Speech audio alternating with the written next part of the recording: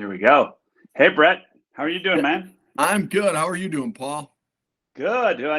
Welcome to another edition of I was going to say Between Two Ferns. I was watching Between Two Ferns with Zach Galifianakis on Funny or Die. Yes. Uh, those are awesome. They're just so well done.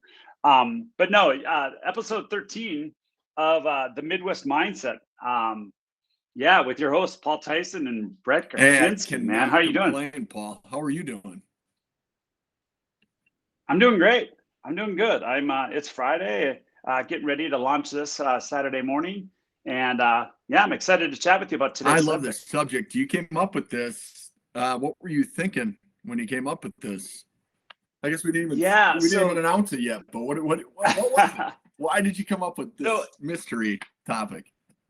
yeah, so today's topic we're gonna discuss leading with positive intent, and uh, one of the reasons why I thought of this, and it sounds like you have some good ideas of how you do this, because with the Midwest values that we have, and coming at most things, family, community, friends, with that growth mindset.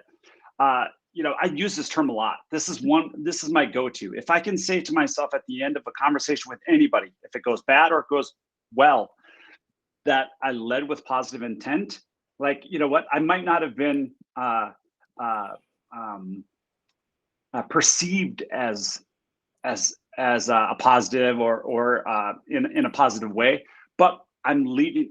Just so people know, I lead with that positive intent. And the reason when I really kind of came up with this, and this all stems back from when I used to be the president of a volunteer group in locally here. Okay. Uh, I kind of wanted to set the tone right away. When we Yeah. talk about culture, we talk about, any organization that you're in, you want to kind of set that tone. And my Yep. tone, and this is something I thought long and hard about before I took on this role. And this was a role I was in for, I don't know, 4 years, I think. And Yep. since I've retired. But, I just said, and I started every meeting with this, because I'm like, there's going to be things that I might disagree with people on. There's going to be things that you might disagree with me on. Gosh, I hope so. You know what I mean? Like, It's I healthy. think that's healthy, right? Yeah, exactly, right.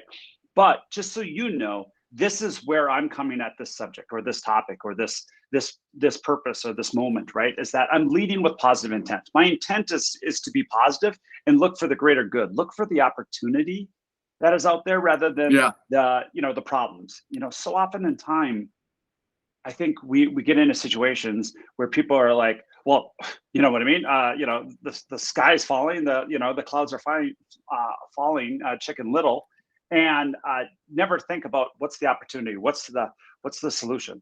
And I guess when I say I lead with positive intent, my number one goal is when people interact with me, that they know that I'm coming from a place of that positivity. Like, I want to find a solution. I might not have the answers more often. Well, let's face it, more often than not, I don't have the answers, but Yeah. I'm working. I'm open-minded and willing to work to find those positive solutions if they do That's present themselves.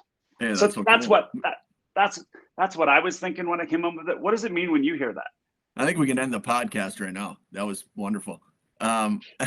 Mic drop. No, it's Yeah, uh, spot on. I mean, I think of above the line and below the line. It's kind of it's more of a tech, like this guy named Jim Deathmer came up with it.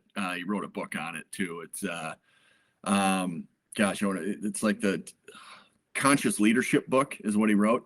And yeah, I try to think about it because I think we take things personal a little too much when someone pushes back on something, on your opinion, or something that maybe a solution that you came up with, they just don't like it, and it's like, or something they came up with, and you kind of shoot it down a little bit and they take it personal. It's like, this isn't a personal thing. It's more, I want to find the right solution as well. I want to find the right answer. right. um, and I mean, what kind of tips do you have for really getting other people to feel that you are leading with positive intent? Because I think that's the thing is, people are like, well, I am being positive, but it's this other person, they're not being positive, they're being so negative. And it's like, Right. you can have to control a little bit, where you can't control how other people are taking the things that you say. They're going to think what they want to think. and their perception Right. is going to be different than your perception, because their story that they're telling themselves is different. And it's just, what story can you convey and communicate to them to make sure that they are disarmed, and that they are not feeling that, taking it personal, if you will. I'm kind of blabbing on a little bit, but I think about this a lot, because in team situations, I just got off like a team meeting, and I went into it thinking, okay, I want to help them. How can I serve these folks that I'm meeting with? So it's almost like set the groundwork that I want to help you, and I want to help the overall group, the overall company. And I think people, when you set the tone that way, that I know I don't have all the right answers. Right. I just want to find the right answer, and I'm going to need your help. Can I help you and you help me, and we be on the same team with this? And I think sometimes it disarms people, but hopefully this is making sense. No, it really thing. is. Tough. Yeah. Well, it makes sense on a number of different levels. One is, one thing that you said that really resonated with me is that, the stories that this person that you're disagreeing with is telling in their head, right? If you just call their baby ugly, that's a phrase I use a lot. Like, you know what I mean? Yeah. You call my baby ugly, and they take offense to that. You know what I mean? Yeah. Even though you were coming at positive intent, like you just called something that, is private to them or personal to them or something they owned.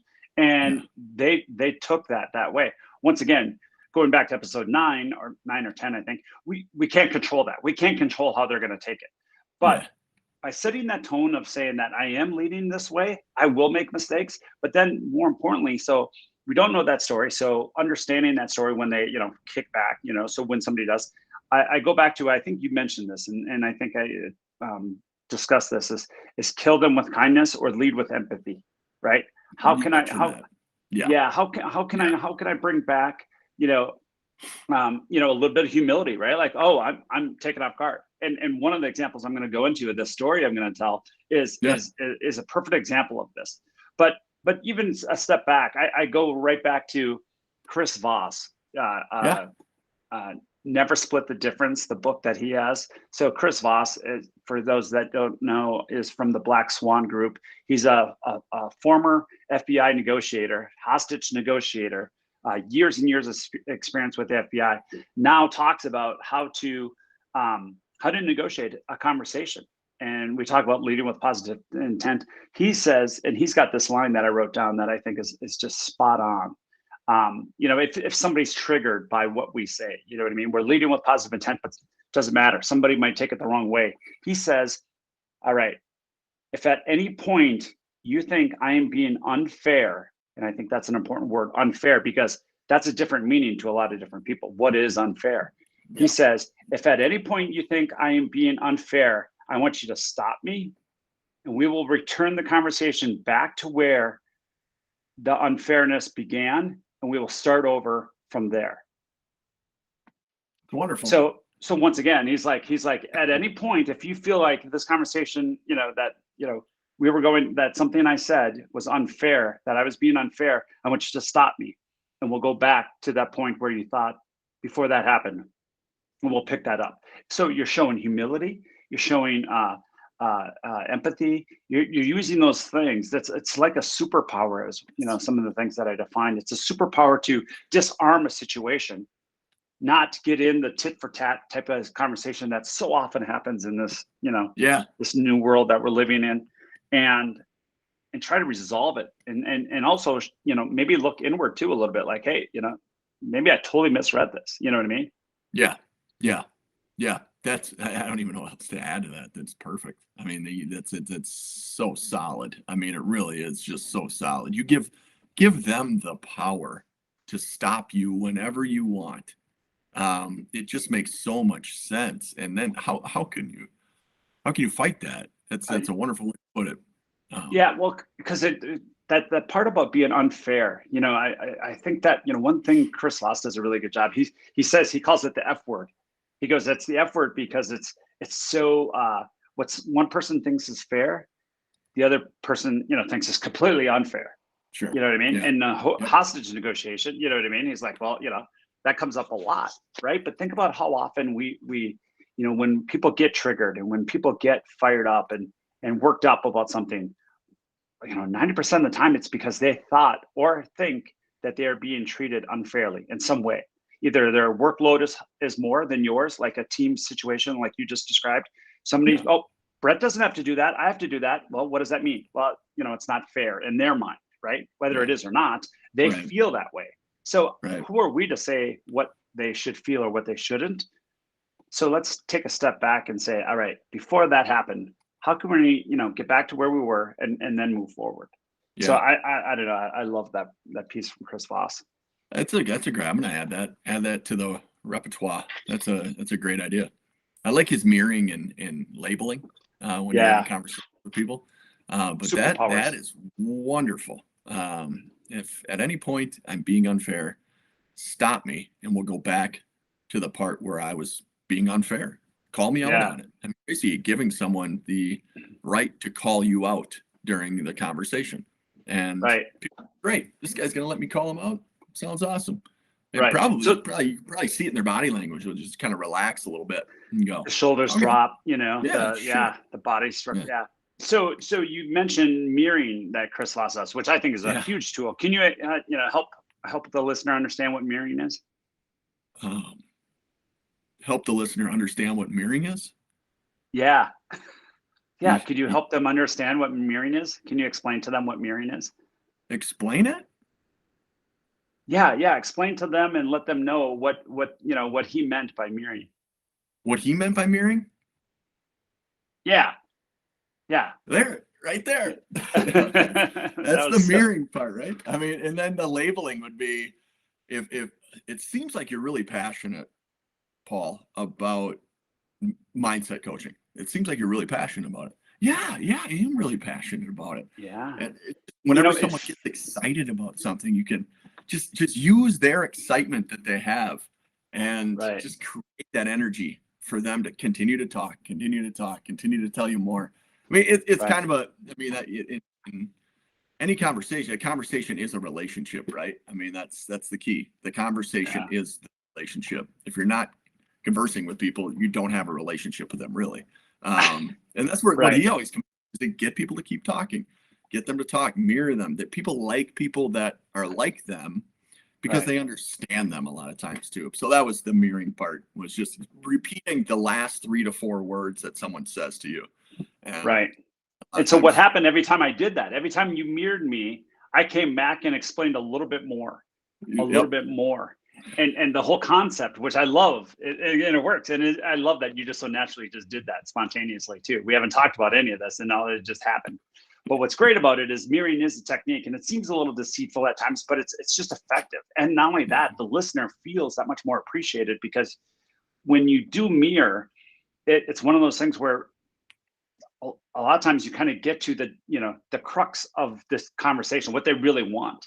yeah, It's yeah. that clarification process. It's like asking the question, what do you want about 5 or 6 times in a row without annoying someone? With what do you Right, really want? What, right. what do you really want? I mean, people will be like, why does he keep asking me that? But if you just keep repeating, they'll just keep talking. And yeah, So mirroring, and then the labeling that you talked about was either it seems like, it feels like, you know what I yeah, mean? And it's another way for people to kind of put a different twist to the same message that they're trying to say, right? It seems like, yeah. well, yeah, it does seem like that. It seems like I'm a little mad when you don't give me the time to talk, whatever. People want to Yeah, put it into a bucket, like their feelings. It's like, yeah, yeah, you get me. You understand what I'm saying. Yeah, you right. understand me. I am upset about this, or I am excited about this, or yes, I do love this thing. Well, It is a cool. uh, He does a master class. It's good. His master did you class. take it?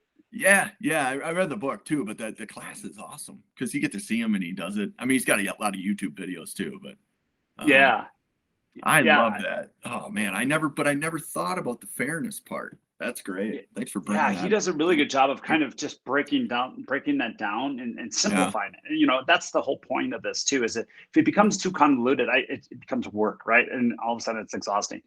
yeah, What I like about it is using it as a tool and as a yeah, resource to help communicate and help interact with people.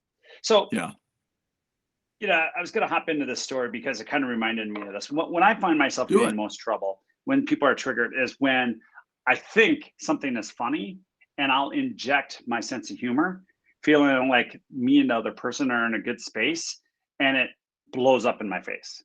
Sure.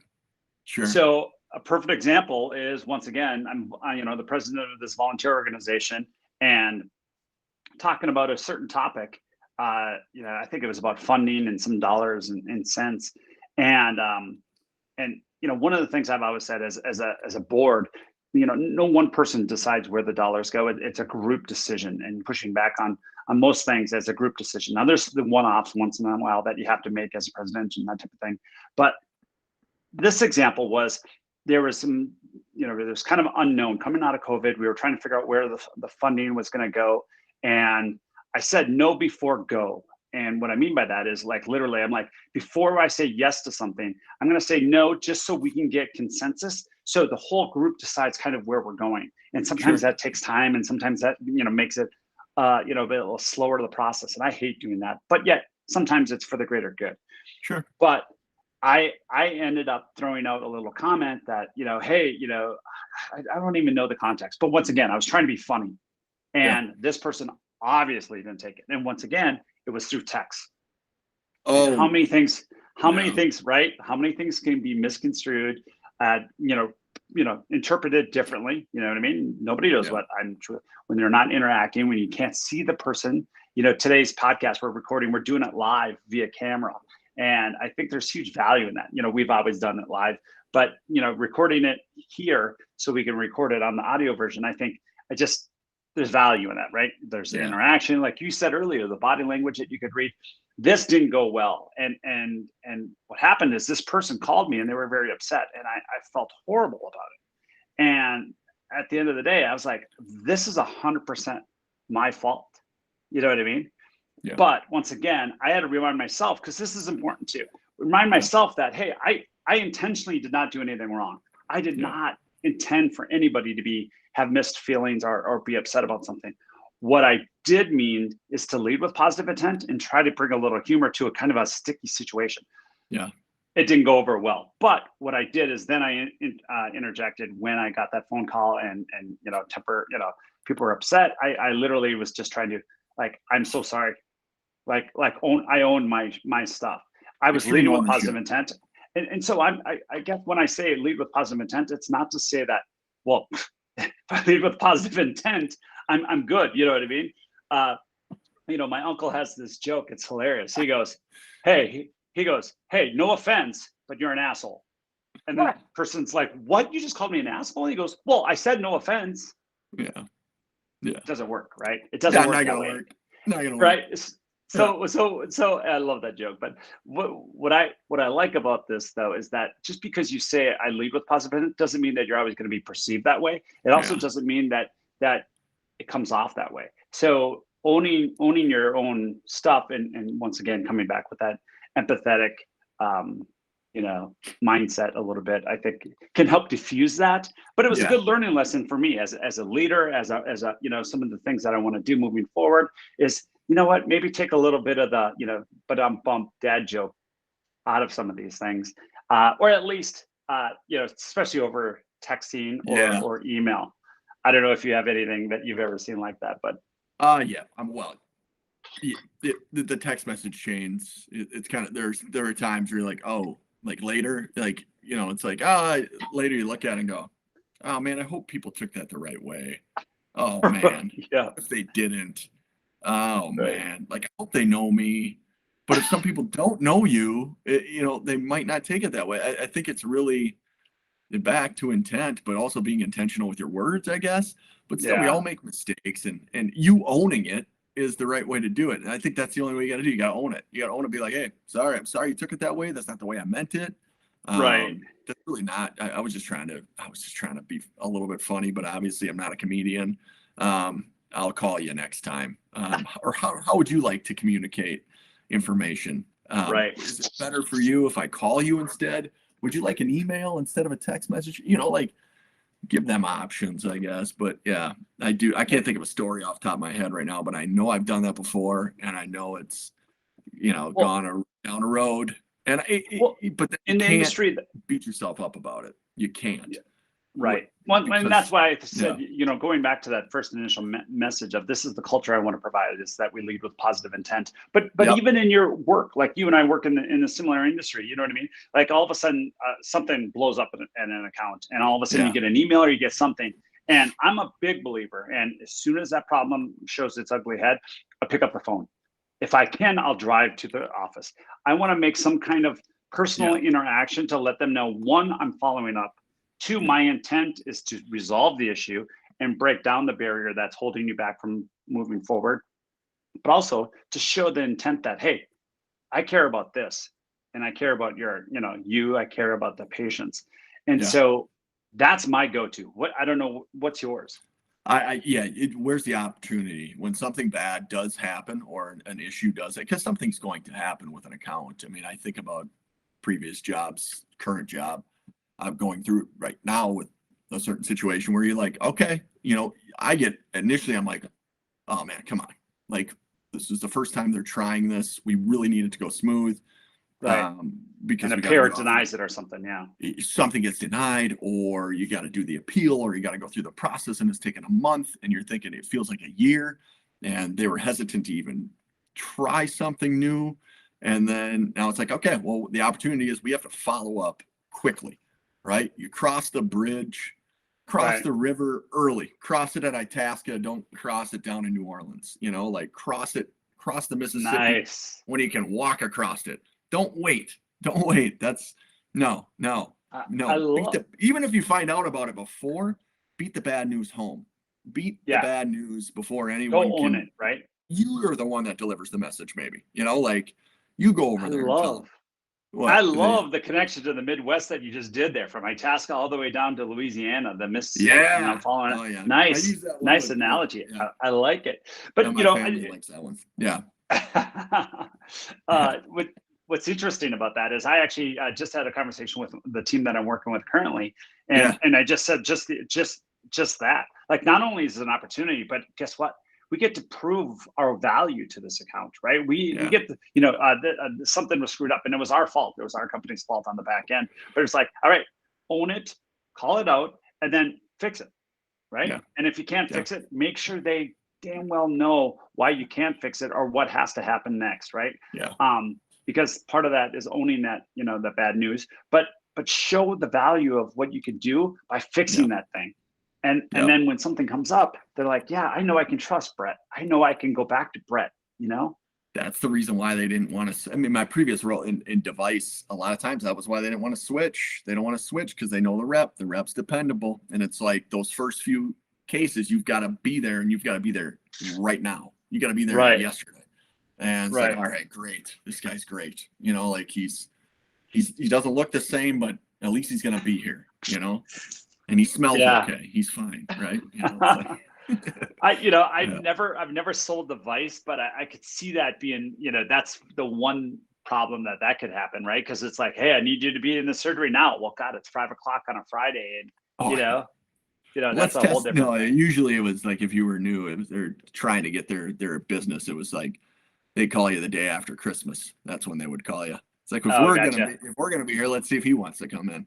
It's like, all Let's right, make I'll them be work for there. it. See you there. But back to those meetings though, like when you're starting a meeting, there was an old like boss like I don't even know how long ago. It was a few years ago. They used to start meetings, and it was a cool little tip when people be sitting around when we used to actually have live meetings and not this. You could do it Yeah. Zoom or Teams or Google Meets or whatever, but grounding and clearing is what he would call it. And it was everyone went around, and you didn't have to get as personal as you wanted, but tell me something that's going on in your life that's in your mind right now. And let's get it out on the table so everybody knows whatever you're comfortable with. If it's too personal, don't share it. Other people will go around and just share what's going on in their life. Like, what's going on? Let's get that out. Now we can get to work and talk about what we need to talk about when it comes to our business and those types of things. It builds camaraderie, it builds trust, it builds all those things. It's shared vulnerability, but then also you're getting it out of your head, right? Like that brain dump. And Yep. now we can move on. Like let's move on from that for now. Let's table it. And then Yeah. that's going to be there. it's going to be there in an hour or 30 minutes when we're Sure. done. And you never know, somebody, Paul, you might have gone through the same darn thing that I went through or am going through, and you could help me. And then we could be closer as a team. So it's grounding and clearing. I thought it was a cool thing. It takes about 15 minutes. So Wow, yeah. I love that. Grounding and clearing. That is cool. What's great about it too. So two things that come to mind when I hear you say that. Because you do these icebreakers, and sometimes that helps to kind of give a little bit about the person's backstory, Yeah. that type of thing. But grounding and clearing. What I like about that is, if people are honest and share, wow, to your point, boy, you're going to have a different opinion of somebody. Like, you're going to have a better understanding. Like, if somebody's going through a hard stuff at home, right? But Yeah. yet they're stuck we're in Las Vegas and you're in a meeting right now. And all of a sudden, you find out that, they got 3 kids back home and trying to balance all the activities and all this stuff. And I'm here at this meeting. Well, what do you Yeah. think that person's like? He or she is stressed out and doing all, so that helps put things in context. But then it also, to your point, the second part of that grounding and clearing, it allows that person to dump all that Yeah. stuff out. Get And it then, out. like you said, just clear it. Now you're like, oh, well, now I can talk about, atopic dermatitis or something fun. You know what I mean? Yeah, exactly. Something just Grounding and super clearing. fun. Yeah, I thought it was a good. Yeah. Yeah.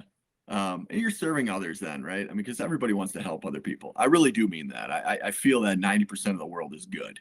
And I think that 90% of the world wants to lead with positive intent.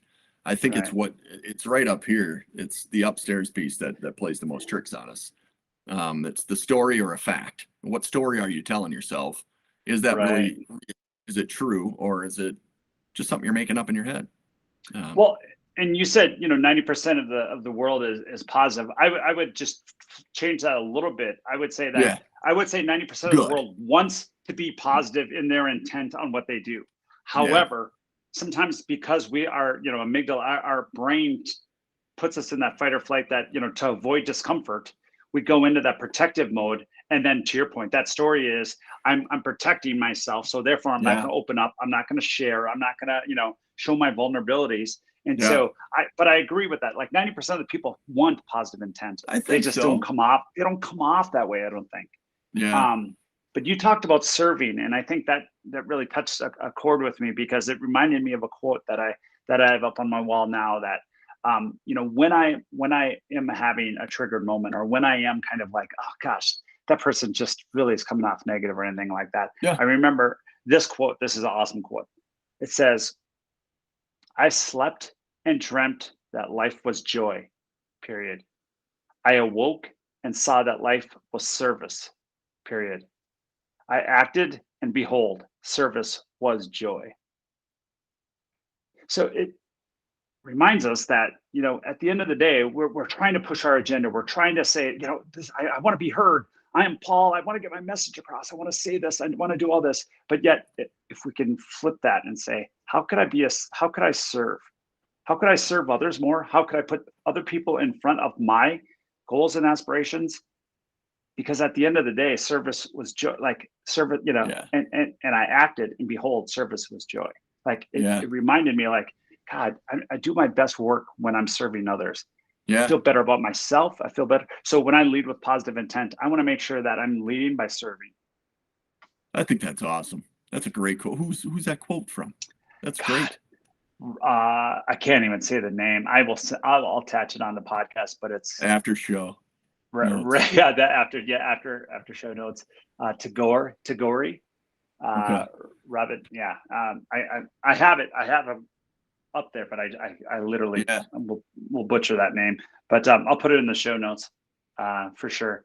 that's cool. Um, That's really, I mean, it's service to others, serve others. I mean, because a lot of times we got a solution looking for a problem. And it's like, you yeah, don't even know what the real problem is. Like, what's really going on in somebody's life. And you think about first seek to understand, then be understood, right? 7 habits of highly effective people. Is that, yeah, that's like, I think so. Yeah, understand where the other person's coming from. 'Cause otherwise, you're just sure. like, I can see you got a real issue going on. It's like, no, my face is like this. My face, I'm fine. I'm just chilling. Like, don't worry about me. I'm fine. Resting breath face. Yeah, right. Yeah. I still keep getting it from Lou, our little guy. Dad, come on. give me more smiles. I need a smile out of you. Oh I need my a smile. gosh. Like I said, I got to meet this kid. What a You do. like literally your kid's telling you to remind you to smile. And I love that because it's like kids can teach us so much, right? Oh, I yeah. was talking about, we're trying to, and so we talk about family, I lead with positive intent, right? So how does that apply to family interactions? You seem like you 100%. have a story. You seem like you have a story you want to say. Well, sure. We just went on a vacation, right? And we just Yeah, the got back. OB, I see the hat. I'm way calmer on flights now. I mean, even with two kids on the flight, I mean, a flight's a piece of cake. I mean, it's like you get them on there now. You just let them do their thing. They love the screens. They love everything. Just stop trying to control them. Like they Yeah. just want to sit. They're not. They We bring that anxiety to them where it's like, okay, shh, be quiet. Like, so many people around. It's like, no, everybody else is talking and they got their headphones in. Don't worry, the kids are fine. Kids are Yeah. fine. They think kids are funny. They're not crying. They're not, wetting themselves. They're not bothering anybody else. They're not spilling things on anyone else. Leave them be. Do their thing. Yeah. Assume positive intent.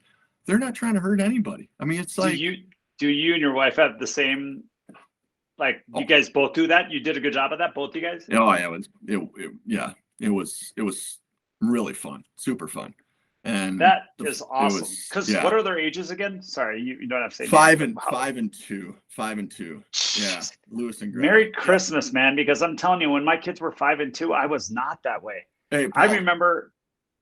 Yeah, go ahead. First flight. It wasn't the first flight, but we went international with our 5-year-old when he was 6 months, 7 months. Oh, I was a stress ball beyond belief on the way over there. I mean, it was just I couldn't handle it. I just was like trying to move everything around, and it was like I could have just chilled and taken a nap. The kid was fine. He was perfectly fine. It was all sure. me, the story I was telling myself. Right. So yeah, it's actually I didn't even think about it until kind of like after we were there for a while. I'm like, that was How nothing. easy was that? Yeah. It was easy. I mean, but I think the pandemic had a lot to do with that too, though. Like the last 3 years. Space. Yeah, and just realizing that most of this stuff isn't a big deal. It just isn't, right? No. So yeah, that would be the comparison of me back then to me now. I'd say I'm much calmer, Right. and just assuming positive intent Yep. and enjoying Well, I things. also think that some of the things that you and I have talked about, and one of the reasons why you and I have started this whole thing, and we've been talking for over a year about this kind of stuff. Like, what can we use to Yeah. to take away some of that anxiety, take away some of those dad moments when all of a sudden you're like, all right, I'm losing my shit right now because my Yeah. kid's losing this crap. Well, 90% of the reason why they're losing their crap is because you have anxiety and they can read your body language and they're saying, well, dad's pissed off. You know what I mean? Where all I want to do is fly and play with my, Teddy Ruxpin or whatever on the flight. You know what I mean? Yeah. Oh yeah, it's true. That game, the digital game. But Yeah.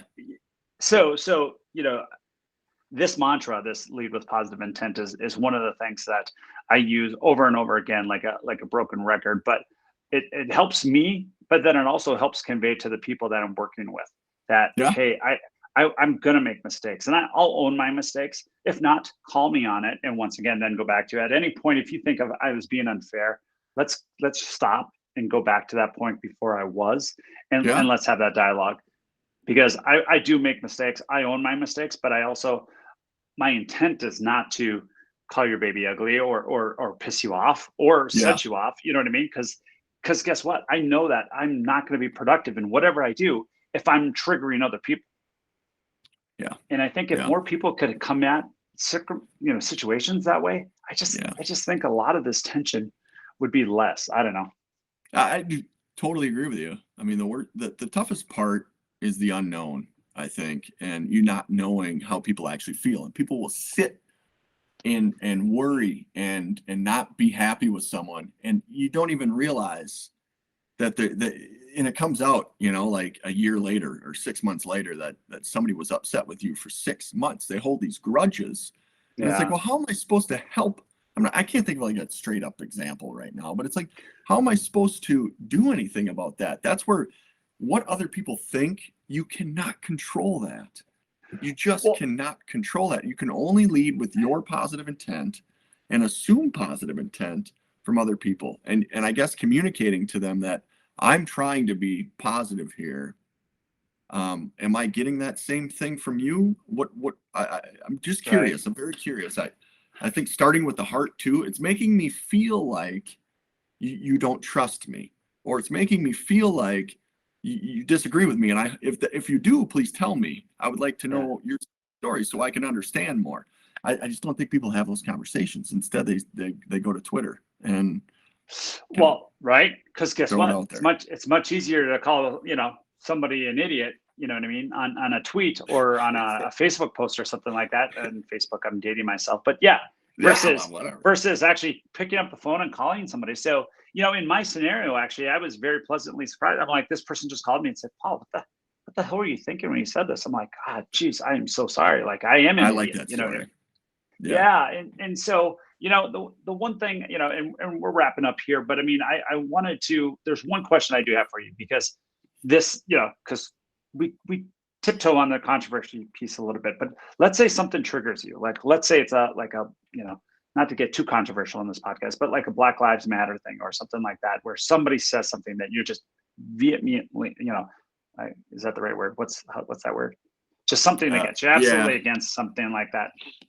How do we kind of use that positive intent? How do you use that phrase to reset your own perspective? Because you might be the one being triggered by something somebody says.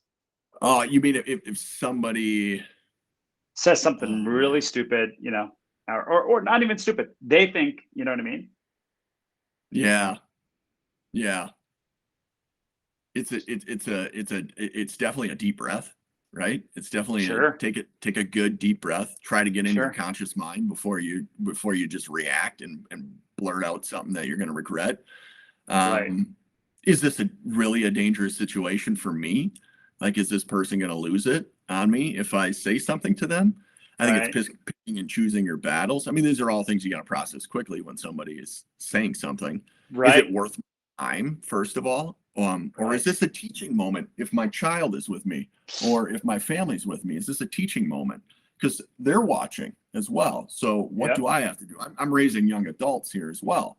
So do I go up to someone who I don't even know and try to make an example, for them? Or do I just turn and look the other way and pretend it didn't happen? Sure. I don't think you pretend it didn't happen, because something did happen. If it is, I mean, are you saying like a Black Lives Matter, if somebody says something, controversial, and then he says it in front of your kids and that type of thing. Yeah. And I kind of sprung that on you, but No, I think it's great, because it's real world. Again, kill my kindness. Right. I mean, I don't appreciate that. I know you have your opinion.